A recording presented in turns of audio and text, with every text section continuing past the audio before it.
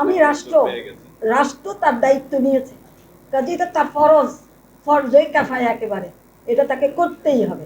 কাজে এখানে অন্যায়ের কিছু নাই, সকল দল এখানে দস্তখত করেছে, কাজে যা হয় একমত যেখানে সেখানে আবার মানে এটা আইনের মধ্যে পড়ছে না বেআইনের মধ্যে পড়ছে এই প্রশ্ন তো অবান্তর। আচ্ছা, ওনারা তো জুলাই সনদে দস্তখত করেছেন, কাজে বিপক্ষে থাকার তো কোনো কারণ আমি দেখি না। আমাদের কাছে মনে হচ্ছে সবাইটার পক্ষে, কারণ আমরা অনেক রাজনৈতিক নেতার মন্তব্য থেকে তো আমরা দেখেছি, তারা যে বলেছে আমরা সুস্পষ্টভাবেই বলছি আমরা এটার পক্ষে আছি। কাজে এখন অত দীর্ঘায়িতভাবে হয়তো আমাদের মতন করে হয়তো বলছে না, কিন্তু তারা তার যে অবস্থান থেকে বলছে তারা এখানে, কারণ জুলাই সনদের বিপক্ষে যাওয়ার তো কোনো সুযোগই নাই, কারণ সবাই তো ওখানে দস্তখত করেছে। কীরকম রাষ্ট্র চাই সেই কথাটা তারা স্বীকার করে, যে কী ধরনের বিচার ব্যবস্থা চাই সেটা তারা বলেছে। তো কাজে বিপক্ষে যাওয়ার তো কোনো সুযোগই নেই। পদ্মা সেতু, মেট্রো রেল এবং এলিভেটেড এক্সপ্রেসওয়ে নির্মাণের গর্বিত অংশীদার বসুন্ধরা সিমেন্ট। ফিডব্যাকটা আমাদের সেখান থেকে নিতে হবে।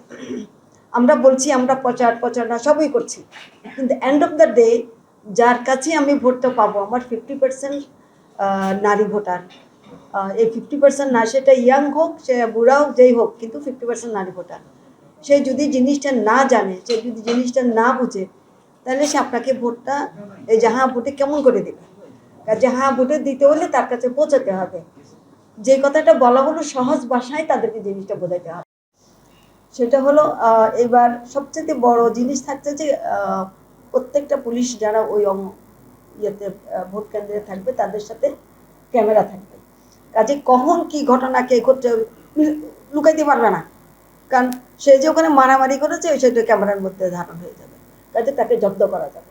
কাজে এই জিনিসগুলো প্রচারণা করবেন যাতে সামনে ইলেকশনের সময় কেউ জোর করে কোনো রকমের কাণ্ডকীর্তি না ঘটায়, কোনো অরাজকতা সৃষ্টি না করে, এইগুলো কিন্তু প্রচারণা করতে হবে, যাতে করে যে তুমি যতই করো কিন্তু ধরা পড়ে যাবে, কারণ প্রত্যেকের সাথে সিসি ক্যামেরাটা থাকবে, আর বুথে তো থাকবেই, 90% বুথে সিসি ক্যামেরা থাকবে, এটা ওনারা আমাদেরকে কনফার্ম করেছেন। তো কাজে এখানে এই বিষয়গুলোকে আপনারা এটাও যদি প্রচার করেন তাহলে দেখবেন যে হয়তো ভবিষ্যতে মারামারি কাটাকাটি চিন্তায় এইগুলো কমে যাবে, যেহেতু তার সে ধরা পড়ে যাবে।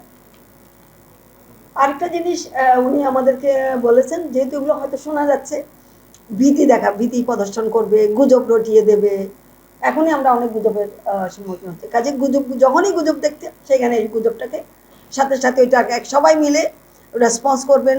সোশ্যাল মিডিয়ায় তো আপনারা এখন রেসপন্স করতেই পারেন, সোশ্যাল মিডিয়ায় রেসপন্স করেন, তাৎক্ষণিকভাবে ওখানে যান, এটা যে ভুল, এটা ভুল তথ্য সেটা প্রমাণ করে দেয়, তাতে করে মানুষের মধ্যে একটা স্বস্তি আসবে। যারা এই ইলেকশনটা চায় না তারা তাদের শতভাগ দিয়ে চেষ্টা করবে ইলেকশনটা যেন পণ্ড হয়। কাজে না আপনার অবস্থান কোথায়, আপনি কি ইলেকশন পণ্ড হতে দিবেন, নাকি আপনি ইলেকশনটা অত্যন্ত উৎসবমুখর অবস্থার মধ্যে, গতকালকে স্যার আমাদেরকে বলতেছিলেন যেখানে সম্ভব মেলার আয়োজন করবা, মানুষ দলে বলে মেলায় যাবে, জিনিসপাতি কিনবে, বেচাকেনাও হবে, ভোটও দিয়ে আসবে, ছেলে মেয়ে নিয়ে যাবে। জনগণের সম্পৃক্ততা যত বেশি হবে, জনগণ যত বেশি এটার মধ্যে অ্যাক্টিভ রোল প্লে করবে, তত বেশি অশুভ শক্তি পিছনে হাঁটতে বাধ্য হবে।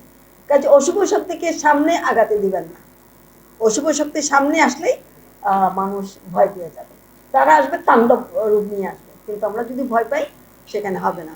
কাজে এই বিষয়গুলো আমাদের মাথার মধ্যে রাখতে হবে।